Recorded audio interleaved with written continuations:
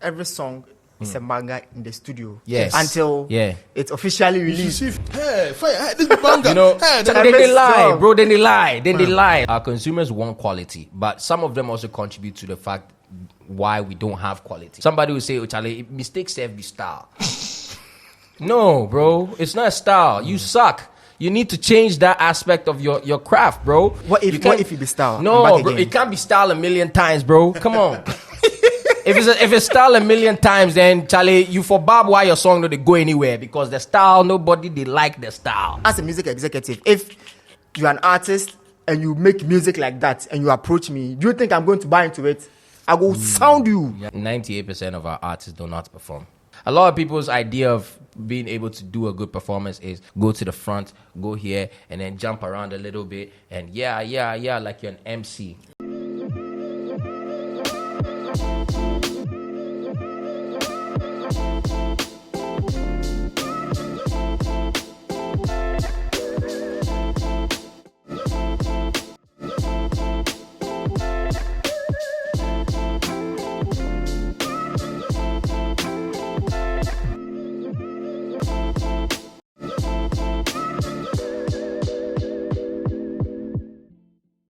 So what's up, guys? We're here today to talk about some very interesting things. This is the Off the Record podcast, by the way, brought to you by YFM.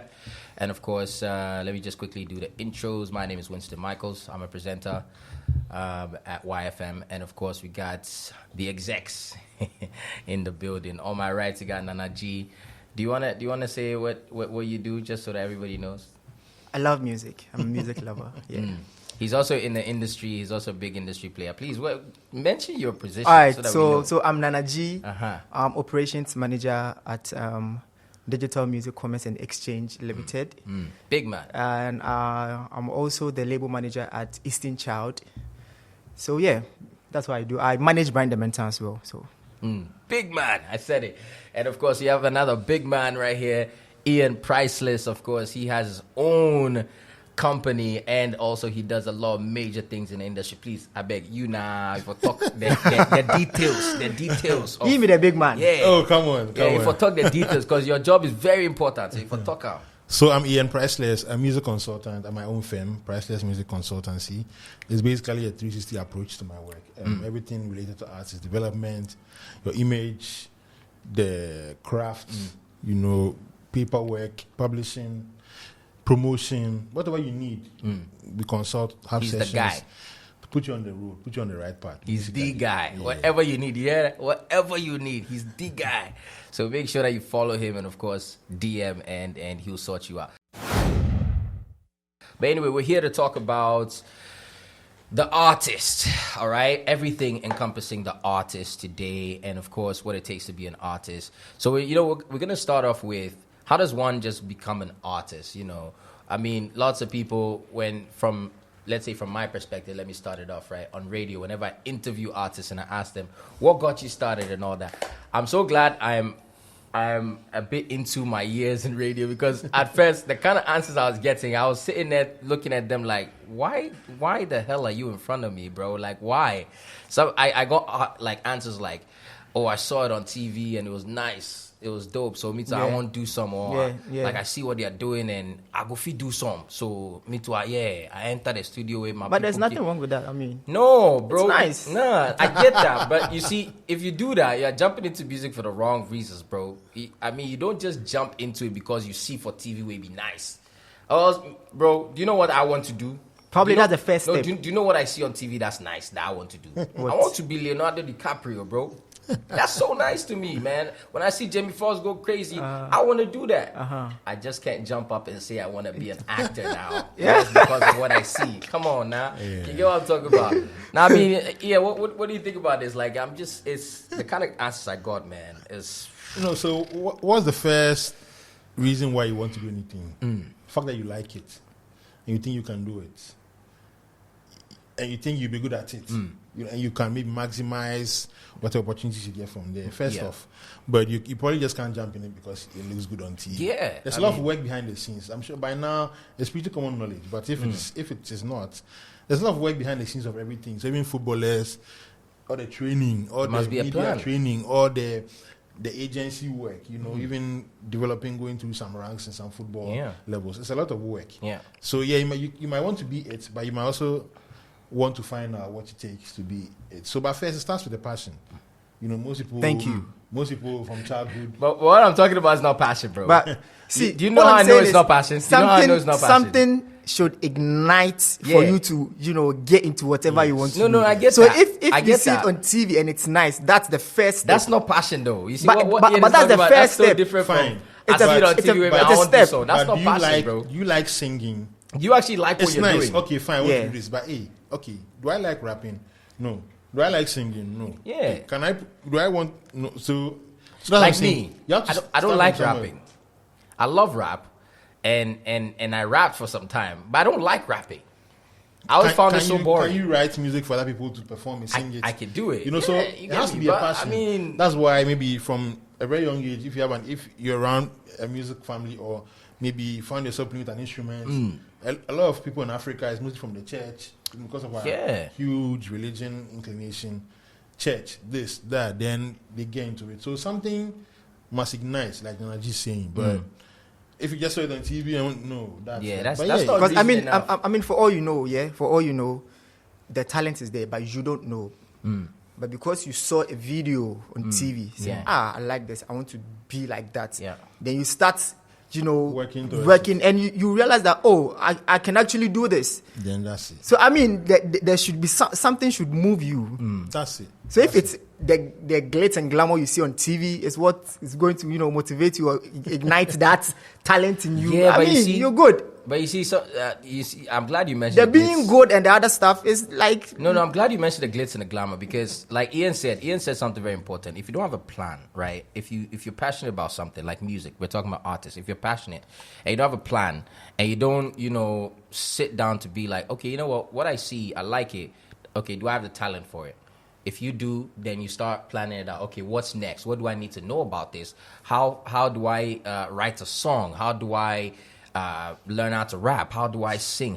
If you don't have like a serious approach to something like this, you'll crash and burn every time if you're just looking at it and thinking that, I see what they are doing, Charlie. I see, Stone Boy, they perform, the girls, they fall.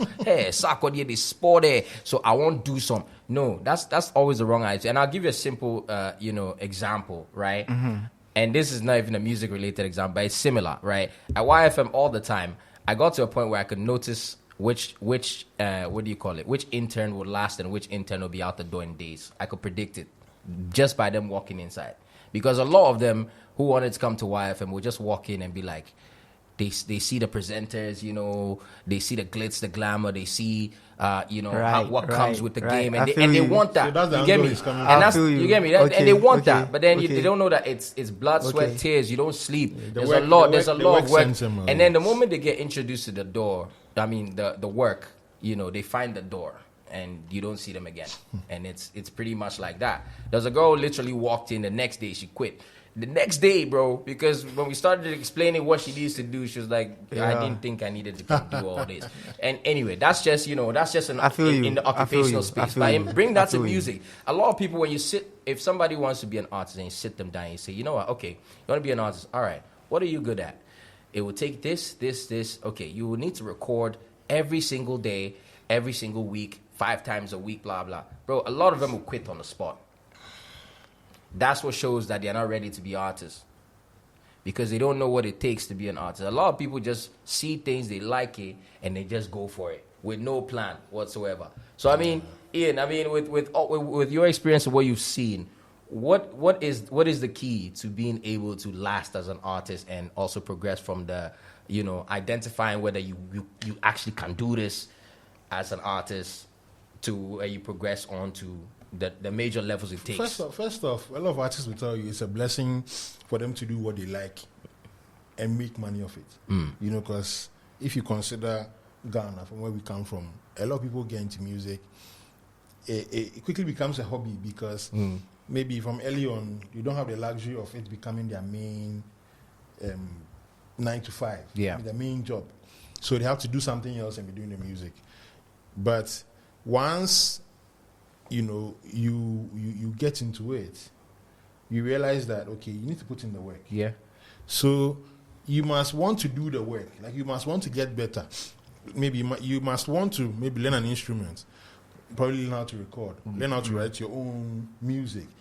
Learn how to come up with melodies. Learn how to, you know. I mean, like, there are a lot of things that comes to play. The bits and pieces. You must want to do it and get better at it.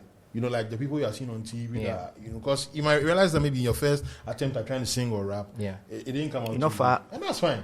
Somebody might get it discouraged from that. Like, nah, like this, I know if you do. But no, somebody really wants to do it. So they'll understand and be like, okay, there's a journey. This is my first day. Let's keep doing it. Exactly. Recording like 5 times a week. Or once a week or whatever. You know, so you must want it. Even after you realize that, you have to put in a lot of work.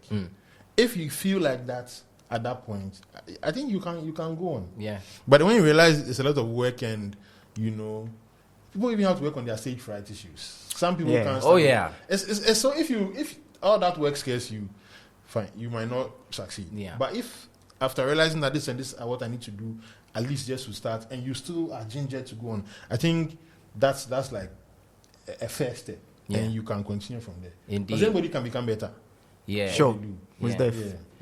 Yeah. I mean, Nanaji, you've managed artists, you know, at a go. Did you ever meet an artist who was very raw, fresh off the press, and of course, did you explain? How was your approach to that art? Did you explain what it takes to be an artist to the person? Okay, so fortunately for me, I would say my artist already had like the talent. They had already been in the grind and all that. Yeah, so I mean, they had the idea about what they wanted. Yeah. Okay, so I didn't have to like do a lot. Yeah.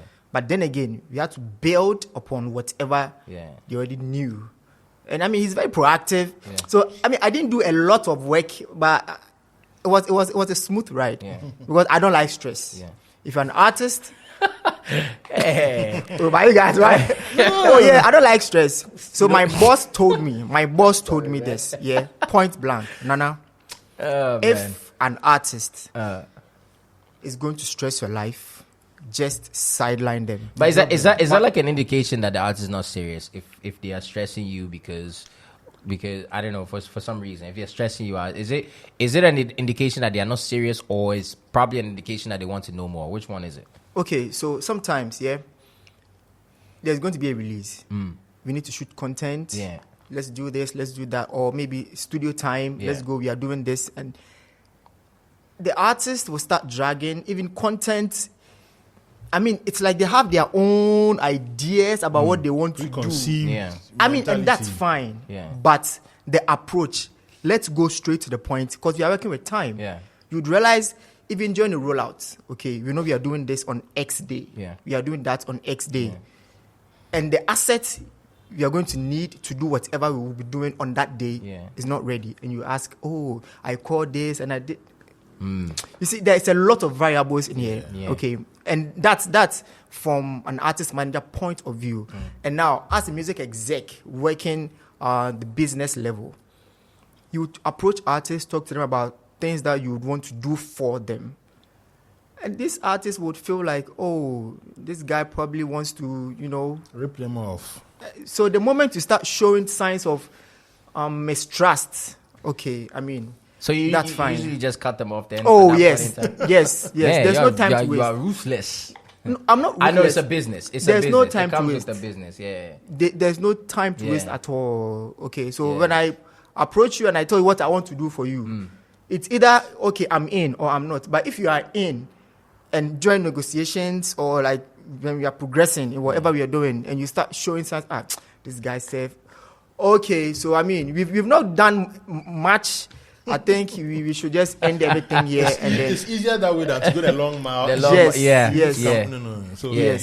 Because it's business, like you said. When you are entering into a business venture with someone, there should be that trust. Because if I don't trust you and also don't trust me, we are not going to last. So it's better we cut it off at the beginning. At the beginning, yeah. Do you understand? And these people will come on Twitter, on radio, and start talking. I work with this guy. Oh. Yeah. So I mean, we live in different times though, because I hate Charlie. I hate seeing that because it makes me seem like I'm be some Methuselah or something like that. It just was like 3-4 years ago when the world changed. They watch me. If I understand, say the world changed because of some 2-3 3 years ago. Yeah. But anyway, like I'm saying, we do live in different times, and now I think a lot of people's grievances are a bit more louder and accessible than before. You get me? Because I think when I was in uni a couple of years back, I was going through my formative years as an artist, from a perspective of an artist. At that point in time, I had come through like a very rigorous system where I was learning how to like rap and all that. I remember there was when I first decided to rap, I got into a studio. I didn't know how to rap. I didn't know how to do anything. I didn't know how to do any music. I loved music, but I didn't know how to make it. Mm-hmm. But I entered into a studio and I used to write poetry. So like, poetry has a certain rhythmic scheme that kind of sounds like rap. Yeah. So shout outs to Killerville and Killer. They put me through a rigorous system where, I remember there was this one day where the producer at that time, Killer, he entered the studio and he's like, yo, I'm gonna teach you how to rap because what you wrote is pretty dope. But I'm gonna give you like how to count beats, how to count what do you call it, on the beats, and how to rap, how to write, and all that. And I said, okay, cool. I thought it was super easy, bro. We spent like half the day just trying to get me to understand what that was, how to put on that, and then the rest of the day he left me there and he says I should repeat myself till I get it right, bro. I left that place and I was like, I'm not going to do music again. Then I went home. No, because the experience was like, I was like, Charlie, what is? Me, I just can't do that thing. Then it go sound like Lil Wayne, that people go jam and things, because Charlie, be like, I go fit do. Then I sat, so I went at home and I was like, but me, naturally, I have this thing about me where like, I don't quit easy. So I was at home and I was like, you know what, Charlie, this thing, you make a kill him, then go see.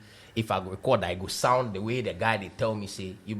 So then I went to do it. I brought it, and it sounded okay. To me it was like the greatest thing I'd ever heard. But I mean, as the thing come out, like it sounded good. It sounded okay. So from there, I decided that. And then at that time, I hadn't developed singing because I didn't know how to sing like that. So what I started doing was I went online. And I went to download like beats that already have like choruses already on there. So then all I do is just I'm saying this to say, based on what you were saying, Ian, if you get discouraged by like the first try, second try, you're not ready for this business. Because I mean, this is stuff I was doing on my own. Because I was like, nah, I won't do this. Like I want to do this. And this was like pre-uni, before I entered uni, right? So I was doing this, and then so immediately I'd record, I'd release it. Then to be there, then I'll just run to the studio, go do another one, record it, release it. Then I realized that Charlie, nothing, like it's not going the way I'm imagining in my head. Like, so why isn't it?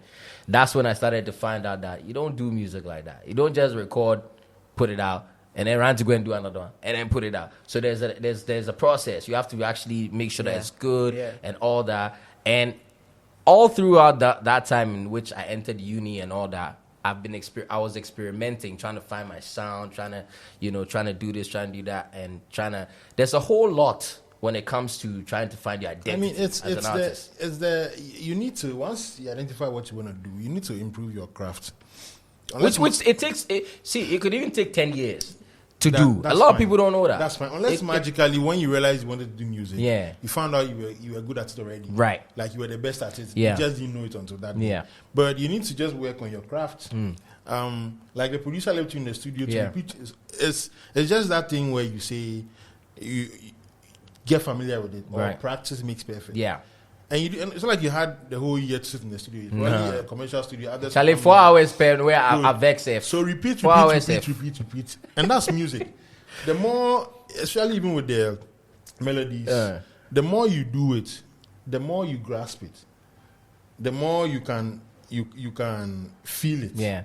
You realize that your first attempt and maybe your 25th attempt, there's a difference. Totally different. Yeah. It's not a familiarity. Yeah. So now you catch it, you realize that you can just lay a certain verse or record a certain melody and leave it, and it would have been better than the first one you did. Yeah.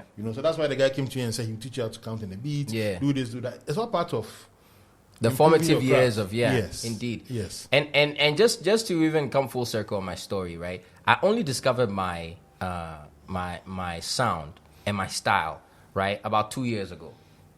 Oh, interesting. Yeah. And to this day, I released a song, I think in 2020, I Branded a Gentleman. I love that record. To this day, when they ask me how many songs I have, I always say one. Because to me, that was my first professional record. Yeah. Meanwhile, I have a lot of songs that I put out. You can find me on SoundCloud. You can listen to my old formative years, and my God, I listen to them sometimes, and I'm like, yo, me this, you know. But I mean, it took me a long time, almost 10 years, you know, just to find like my style, my sound, the kind of music I want to do, and then not only that, it took me all that time, right, to be able to figure out the type of artist I want to be. Because there are different types of artists you can be. You can be a mainstream artist. You can be a sync artist. You can be, what do you call it? I mean, there's so many, you know, when it comes to the... And it's very important that you work on... If I didn't work on my craft that long, right? In fact, just a quick story real quick. When I got out of uni, I was feeling myself at that point in time because, you know, shout out to UCC boys real quick. We were putting each other, you know, through the ringer real quick. So when I got out, I felt like, yeah, you know, I was on top. That's what I felt. Big like, boss. Bro, I got out and I realized I wasn't even at the bottom, bro. I wasn't even at the bottom. So then I got out and I had this song that I did, and it was an Afrobeat song. At that time, you know, I think Afrobeats was really starting to pick up like that. So I thought, yeah, the song is mad. And then I got to YF in my first year, and I sent it to the DJs, and none of the DJs would play it. So I was like, Charlie, what's up? I did work here, Seth. You people don't want to show me love. Like, what's going on? You get me? So like, I mean, long story short, I jumped into like each show, and I was trying to figure out, you know, why they wouldn't play it. And then they started giving me feedback. Yo, fam, the song, it wasn't mixed well, man. Charlie, the song, it'd be okay. Like, you know the sound away for sound.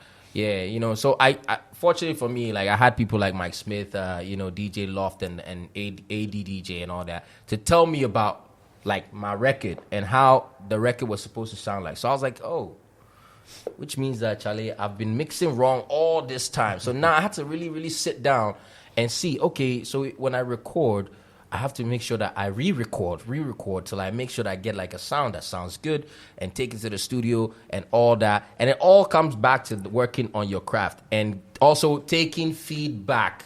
It's part of Ghana people, we don't like feedback. It's part of we don't like feedback, craft. Charlie. It's part. It's a huge part because without that, how do you know where to fix? We don't like feedback. How do you know where to augment? Where to like retouch and all that. So you need to take feedback, and it's a huge part of the process where you are improving your craft. Bro, I've had people send me music, and when I tell them my what do you call it? Because now I have a trained ear because I've been in the industry for a minute, and through that, you know, you take some trainings, you have the experience, you know what to look for and all that. So with a trained ear, I'm able to give people more informed opinions rather than, you know, just, Charlie, be fire or some fire emoji or something, you know. And by the way, you boys, Charlie, boys, where you do that to you did part of the problem. Or boys will say boys wouldn't they do it? You don't even listen to the song, they send fire emoji. You know that thing. You know that thing. Like, boys will send you music. If you want me to listen to your music, for pay. Let me listen to the music. That too. Yeah, because you're talking about consultation. I get that. I'm just talking about like if you're feeding off of, you know, maybe you want first-hand, you know, research from your avid listeners. Charlie, what do you think about this song? Let me bounce an idea. That's you and the social media. That's what you say. Because see, thing is, when you send a song, okay, and you get a blue tick, you might feel like, oh, this guy sent him the song, and so sometimes the emoji they come faster than the blue tick. Yeah, so wait, so instead of leaving bro the blue tick on for you, I'll just give you a fire emoji.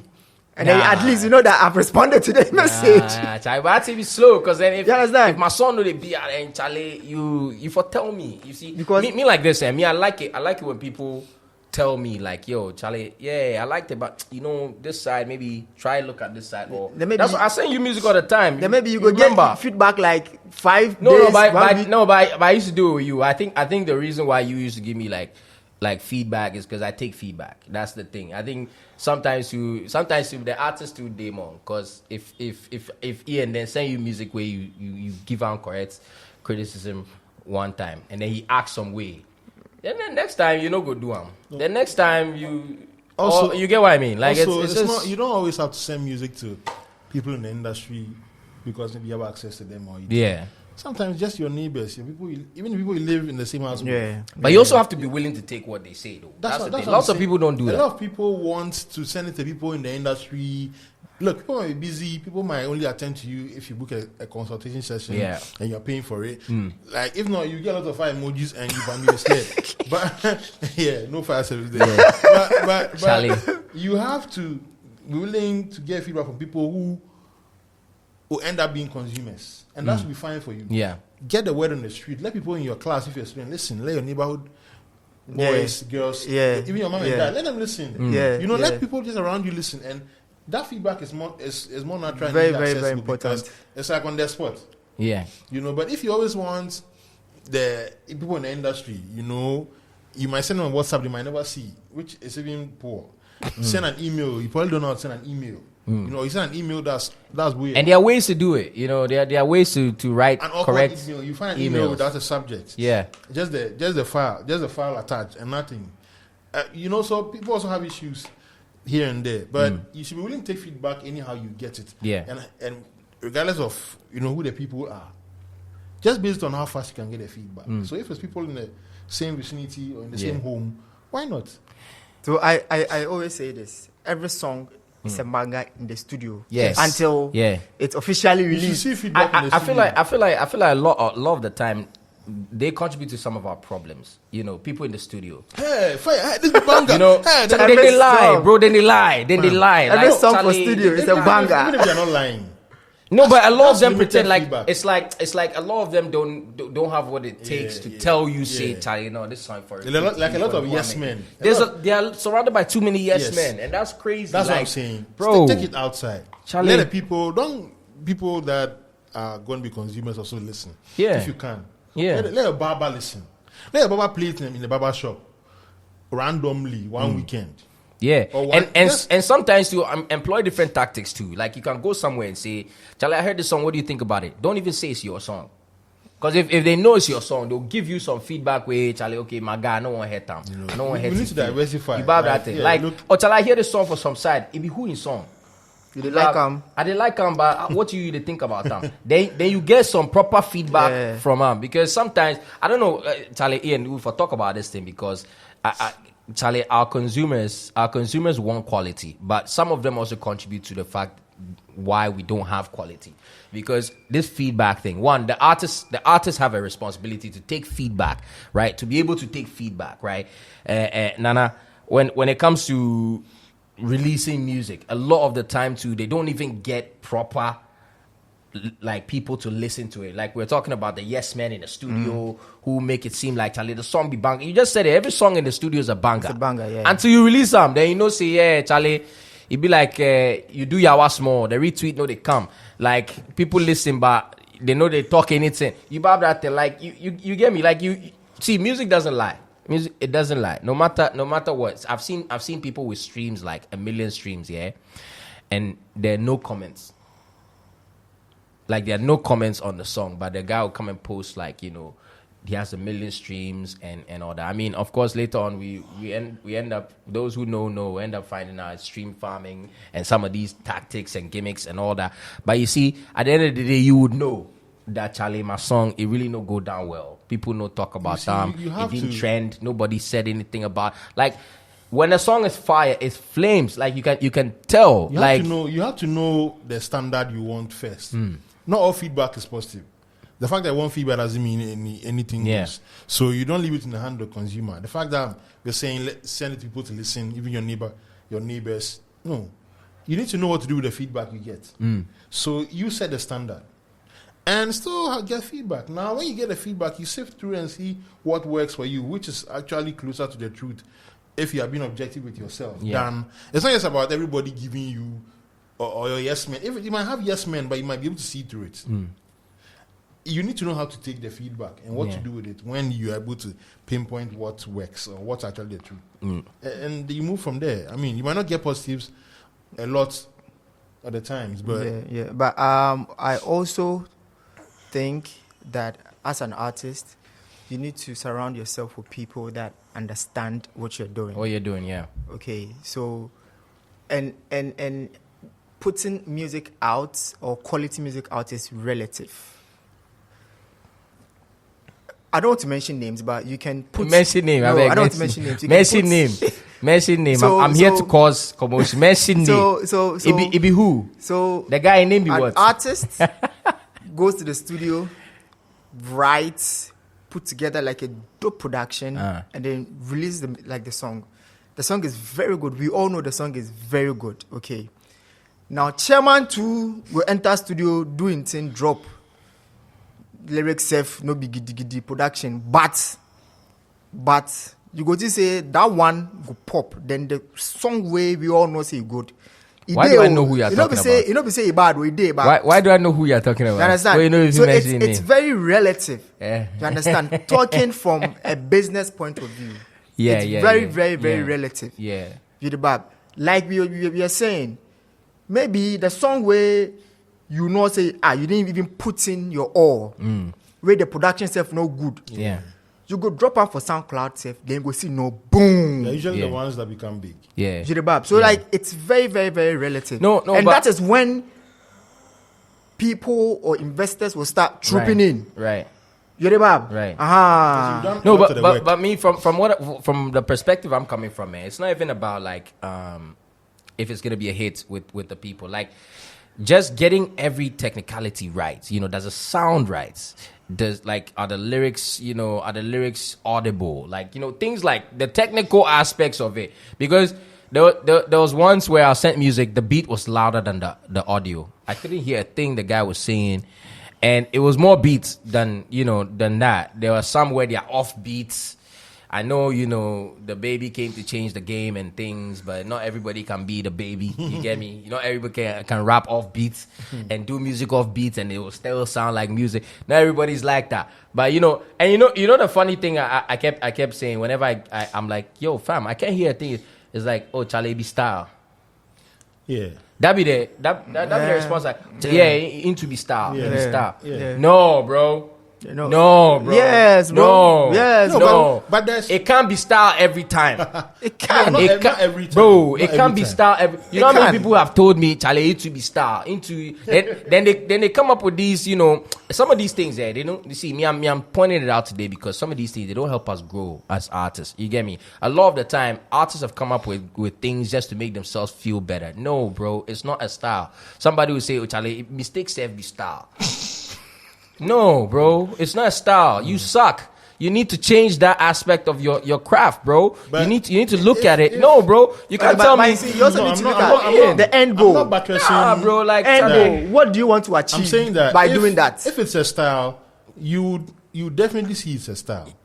Yeah, you can't If it's tell me not say good, it be you style, definitely see it's bro. not The volume is like the volume You of the see it. beat is louder than your voice. You say it be style. No, I can't hear a it can- thing you're it can- saying. It can be a style, right? You're not a DJ. But if Like, I it's done, can't hear if that. it's done So- properly, it can be a style. But if it's done properly, you won't have an issue with it. That's what I'm saying. But if you have to point it out, like with the experience and a bit of technical ear, if you have to point them like, nah, but I know they hear you, no, then maybe there's an issue. But if it's a style, like where person is not too audible, maybe I didn't mumble rap or whatever it is, you see through that. This is No, actually but this. you You see, it. even with mumble rap, right? You can clearly see that that's the style. Like you But I mean, I know a feel you, I feel difference. you, I A feel difference you. between that I know and that, then I somebody know. with Charlie. If They it's a don't mix mistake- them right. if it's a mistake, you didn't can tell. you didn't do That's it what I'm right. saying. tell, If it's yeah. not good, Charlie. you see. Yeah, you can If tell. it's You a can tell. style, you see. So No, they frustrate Yeah, me when I get it. And then when you tell them, and say it be style. What be style, bro? You for correct that shit, bro. You for correct that shit because What if it be style? No, I'm back bro, again. it can't be style a million times, bro. Come on.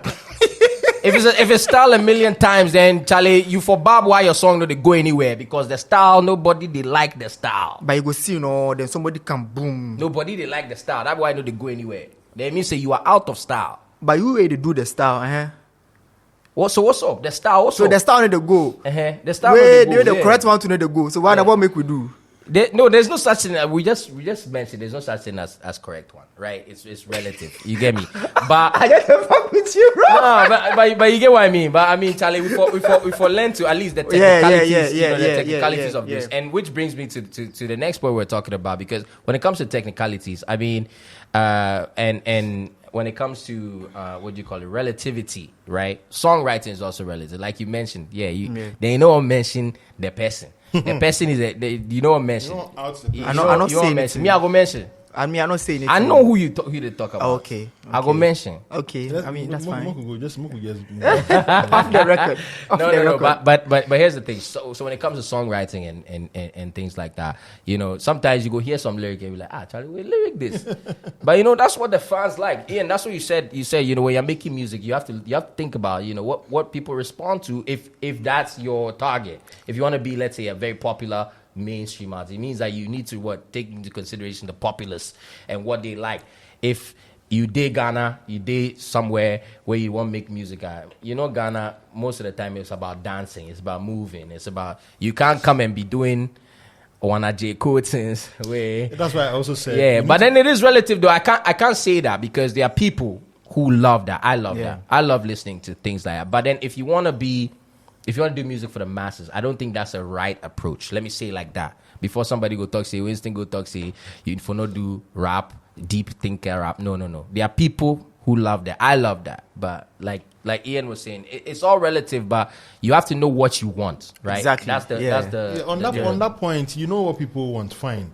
But it's not anything goes just because you know what they want. Yeah. You can't just be throwing anything out. But some people just do that. Some people do it. Yeah, but some of the songs that have gone viral, it's like anything goes, bro. So we're trying to look at what you should do, what you shouldn't do. Right. So if people have done it, that's fine. But the thing is it not a good strategy if it's worked? It depends. If it's worked. It's not, nothing is black or white.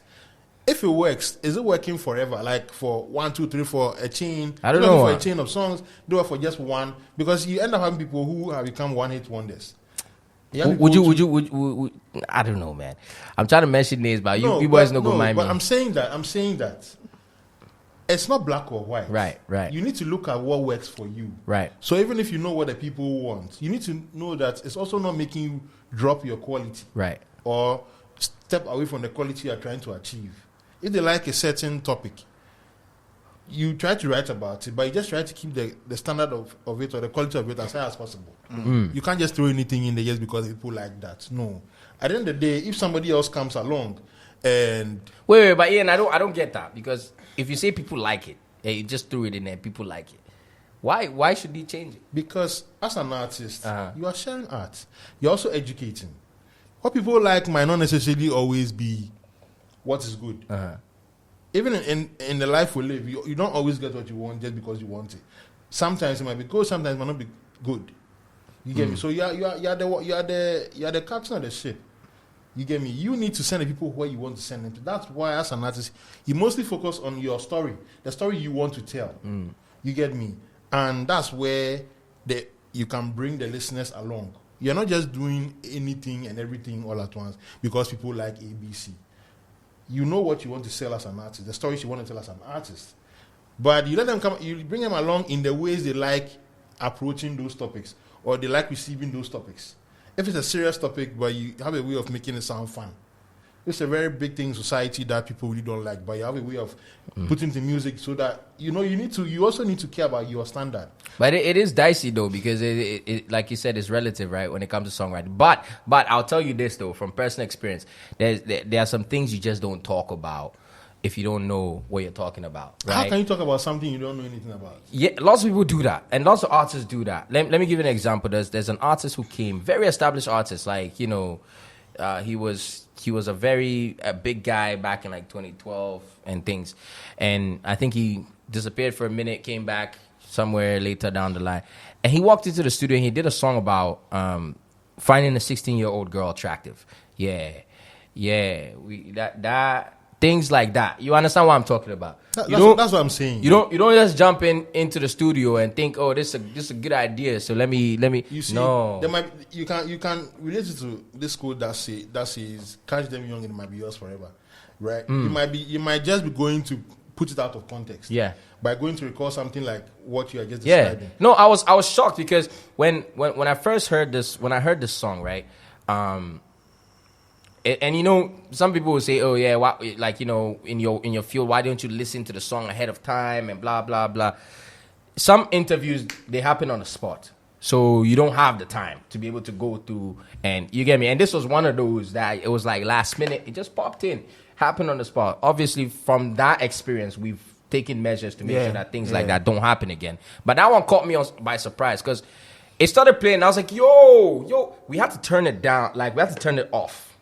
That's how bad it was. Then we started getting calls because it's like, you can't just write about just anything, bro, just because like you're an artist and all that. I mean, you can, but how to promote it is the thing. No, but I mean, there's no way you can promote finding a 16-year-old attractive in any way that makes it okay. You can actually. You can. How? You can. No, trust me. Bro. Yeah, you can. No, there's no way. Bro, if you can. If you're above 18, because of legal age issues, no. Because of the There's content, no way. There's no way. You're talking about an underage person, and the things you are saying in the music. Yeah. Is what makes it not right. There's no way. But there's no way. If it's not anything in that aspect, then you're good. Bro, all I'm saying is nothing prevents any creative to create what they want, but there are measures. That's why even on radio, you can't play certain songs on radio, even on TV. And on YouTube, there are certain videos that you can't run ads on. Yeah. Do you get? So there are measures there. Yeah. But nothing is stopping you from doing what? Creating. You can create and then post it somewhere for people to do what? Enjoy. Yeah. Because there are people in a community like that. I'm not saying or I'm not endorsing that. But I'm saying that you can create whatever you want to create. That's why we have measures in place to curb some of these things from going public. I disagree. I disagree with you. You can't create whatever you want to create. You can. Yes, you can. I disagree. Do you know why I disagree? No, you can't. Me, I don't think pornography. You can. Bro, I don't think you can. Because, you can. Pornography is out there. So what are you telling me? No. Yes. When you're creating music, you can't just write whatever it is that you want. At this point, I'm not even talking about music. I'm saying you can create whatever you want to create, but the mode of putting it out there is the issue. I disagree, bro. I literally just gave you an example. No, the creation is a different thing, bro. No, I literally just gave you an example. You can do anything. Let's stick to the creative side of things. You can create. Nearly knock my mic down there. You can create anything. Allow the conversation to. Yeah, so you can create anything. Yeah. I mean, my point, you can create anything, but putting it out. That's why, as a music executive, if you're an artist and you make music like that and you approach me, do you think I'm going to buy into it? I will sound you. But you've already created it, and that is not my business. Nah, bro. No, but you see, if when you're making music, you see, a lot of the time when you're writing songs as well, I don't know who came up with this thing where I've gotten too many songs that when I'm about to listen to it for approval, the first 10 seconds, it starts with a curse word or something like that, and I'm sitting there and I'm like, we're only 10 seconds in, bro. It's not looking good, bro. Like, it doesn't get better from here. It doesn't. It really doesn't. So, I don't know whether he was going for, like, shock factor, shock value, or what. But, like, that's what I'm saying. You can't just write just anything just because you wanna, you get me? You just wanna write. That's why writing camps and things like that. If you're an artist, invest in things like that, man. Learn how to write music, proper music. You get what I'm talking about? You can add your creativity and all that, your own words. Cool, but there's a way, there's a science, there's a skill set that you must learn, because you can't just start your music just that way, or start on, then some vulgar word just comes out, bruh. Nobody's gonna take you seriously. Even I shouldn't say nobody, because there's some execs who that's what they're looking for. But I'm just saying, like, lots of people wouldn't take you seriously when it comes to certain things that you put in your music. Exactly. So all I'm saying is nothing prevents you from doing what you want to do, but putting it out there is the problem. Okay, so you're saying you can create. That's fine. You're saying all the things you want to. Freedom of speech, but freedom after speech is. Do you get it? Like the example I cited. That's what you're trying to say. After creating like a song like that, and you walk to a major label's office. There are consequences, right? Or I'm not saying there are consequences, but I mean you can't. You won't be given access to some places like that at all because of what's in your music. Exactly, but you've already created it, so the creation is different. You can create it, but putting it out there for people to also get access to it is the problem. Yeah, but I mean, in terms let's look at practical examples. We are in Ghana, right? Let's look at practical examples. Ian, why do we have writing camps now? It looks like now it's a very popular thing. Is it that Ghanaian artists Do we know the try for the writing side, or why do we have writing? I don't think it's a new phenomenon. Maybe no, I mean here in Ghana, it's picked up quite a bit. Well, it's been there. Maybe people are just not calling it writing camps, but it's always been there. Where 2, 3, 4 artists, 10 artists, they meet, they try to make music. If it's a number of producers, like it happens. It's just that maybe now you can see people have put it together, packaged it, branded it, advertised it. But a lot of these things were happening in the industry way before. Because why are you publicizing it? What was it for? It's not a fashion show. We are going there to make music. I mean, in itself, it's also become an event, right? I don't have a problem with that, but I'm just saying that maybe now people have packaged it more and like advertising it. Right. But it's always been there. Artists always come together. Sometimes they call it a retreat, go somewhere, go and be somewhere, maybe in a house or like somewhere out of where they usually stay. To just go be there, create music away from all the pressures, all the usual day-to-day. Create stuff and come back. It's normal. Yeah, you know, sometimes you don't have to be a good songwriter to be like a good artist. Okay, you can be an artist, but not good in writing. That's why we have songwriters. Yeah. Okay, so you can always collaborate with these songwriters, and then you as the artist or the performer, you just kill it. You know, so there's nothing wrong with that because you don't have to be a top songwriter to be a good artist. Right. Because there are good songwriters who are not good at performing. Do you get? Speaking of performance, I don't think in Ghana, to be very honest with you, I'm going to go for the jugular here. Like 98% of our artists do not perform. Well, it got really quiet in here. Nobody's disagreeing with me. No, 98% of our artists don't. There's a way. You know what I'm talking about, right? I hate doing this thing in comparison. I won't even compare. I'm just talking about us here in Ghana, because we've seen the performances. A lot of people's idea of being able to do a good performance is the song we play in the background, and then you rap on it, and then go from side to side, go to the front, go here, and then jump around a little bit, and yeah, like you're an MC. That's not performance. That's why through your artist development phase, you learn things. So if those that don't learn things are what you see coming out, like, and it looks like a lot of us in this industry haven't learned. That's what you see like on the stages and whatnot. But ideally, we all know that if we all don't know, as an artist, you need to have different versions of your music, even right from when you create it. You should have your performance. Facts. Performance. It's like it be like some story data. Facts, bro. Sorted. Your stems, just right. the vocals, just the instrumentals. If you have sped up versions, if you have live, all that. And drop the gems. Anticipation of getting a booking and you have to go on stage. Imagine it's a big booking, but it came so late. You don't have much time to prepare. Right. You've already prepared when you created the music and you got the files. Facts. So the thing is, you don't. It means that you don't have to start preparing for a gig when you get a gig. It means that every single day you must be performing, planning performances every single day, all the time. Your preparation starts on the first day you decided to be an artist. Every day, so it means that every time you need to be prepared all the time and be you stood performing in front of your mirror to do whatever. But that's one thing we don't do. Like I can clearly see we don't do that. I can clearly see it. Well, if you are crazy about being an artist, you definitely stood somewhere in the mirror in front of one or two people to do something. I want to chip in something, okay, with the performance bit. Now, we have creative directors, okay. Now, an artist performing is not just the work of the artist or the performer. It's not. A lot of people need to come in and then contribute. That's to why what's I said going to happen. The performance sets. What's the responsibility of the artists themselves, though? That's what I want to know. Okay, so he'll touch on it. Yeah. Recently, Adekunle Gold, I think he was in Germany or like he went to perform in Europe, and we all know the kind of sound that these Europeans like. They like dance music. Yeah. Okay. And Adekunle Gold does Alte, Afro. So because he knows that he is going to perform for people who like dance music, I don't know if it's his decision or people around him, he actually remixed his song into dance and then performed it, and it was crazy. A version that is not even out. I don't know if they've distributed it, but it was crazy. I've forgotten the song. Totally different version, and it was dance and white people jamming to the song. And I wasn't even expecting something like that. I saw the video, I'm like, okay, normal song. They don't know.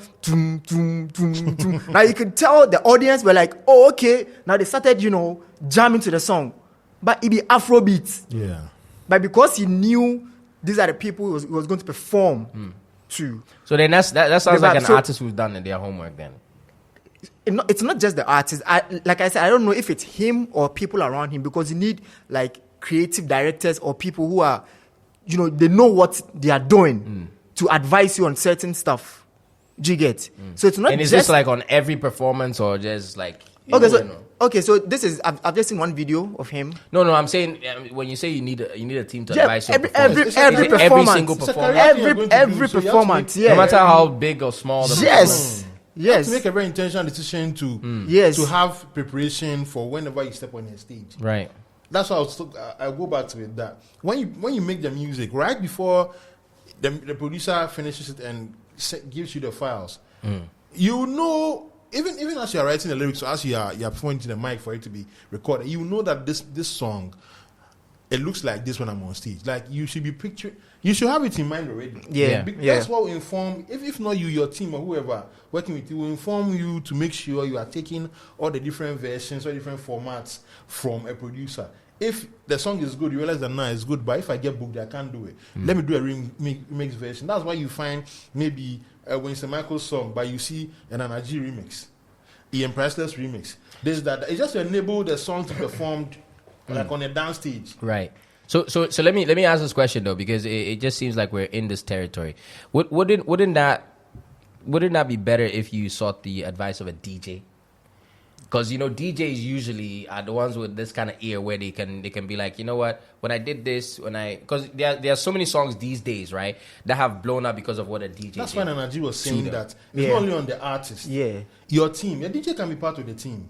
Right. Maybe we've not mentioned it like specifically. So who are part of the team? You need people. You have a manager, business manager, a publicist. A manager who's like someone who works with you on a day-to-day, maybe can also do the road things. Yeah. A business manager handling all the money parts of your work. You become an accountant because of the paperwork. You become a publicist. You become a stylist, a creative director. You become a DJ. It comes out as and when you need.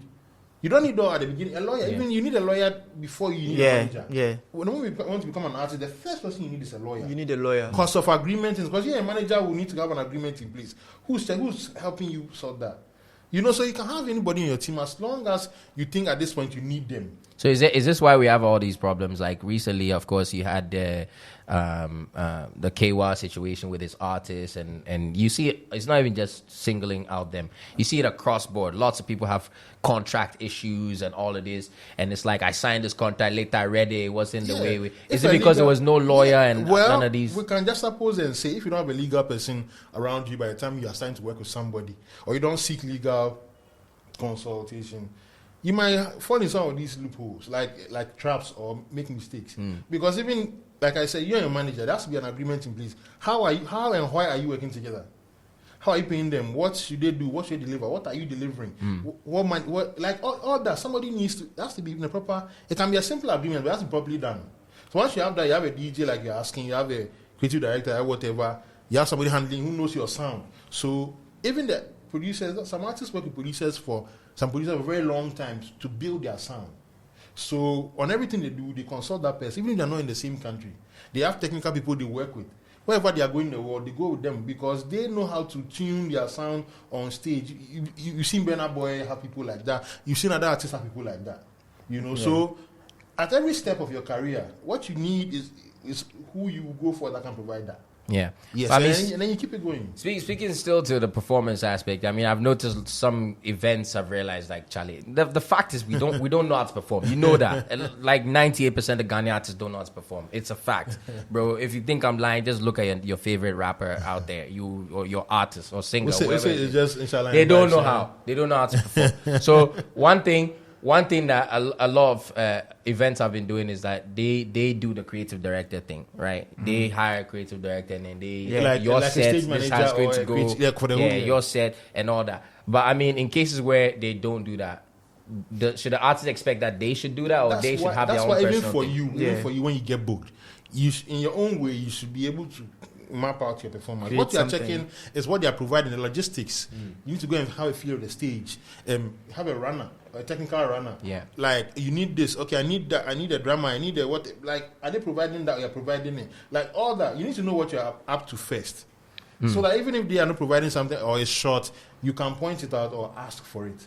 But if you don't prepare, you just be at the mercy of anything that's provided. When it comes to the image though of an artist, you manage a couple of artists, and of course you mentioned that you work with Eastern Child and the rest, and Brian Amenta, and as an artist figure.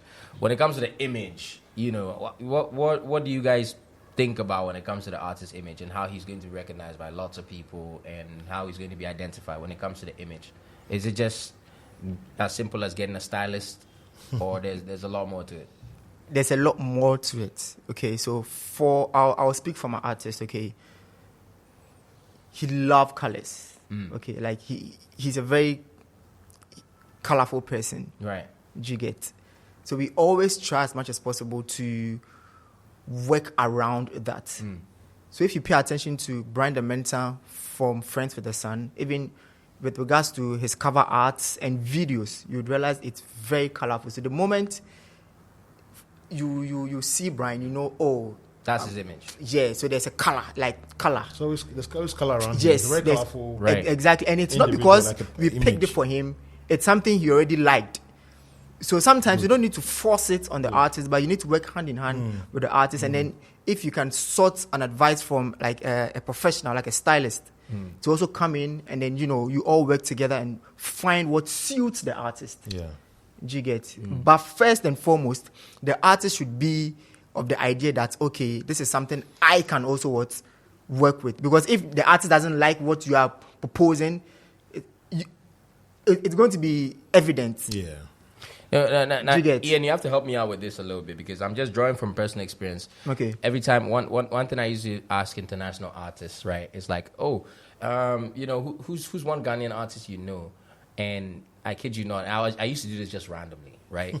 There's only one guy who came up every single time, Kitty, every single time, and I didn't understand it, and I was like, I was just like, is it just that in all of Ghana it's only Kitty that they know or they've seen? And this is what, and they always say this. They're like, oh yeah, Kitty, I see his Instagram and it's popping. Like Kitty is really doing well on his Instagram and his Instagram is lit. Yeah, I follow Kitty, and they say it exactly like that. It's almost like somebody sent them an email script of like, if you go to YF and this is what you say.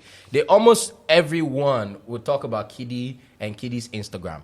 So then they got me to go to Kitty's Instagram, and I'm like, Charlie, for really what? Like, what did they hear? What did they see? Where it just be Kitty, then they mention and all that. And mind you, there's so many of our artists who are doing just as well as Kitty, but Kitty stands out all the time. So when it comes to like, what makes Kitty stand out? Like as a case study here, where they are always saying this guy. He already has popular music, so that's it. But you see, to make somebody's image stick, or for them to be kept in mind, like when they come to your studio and you're interviewing, they always mention his name. It's probably because of the kind of image he puts out there, how he sells himself.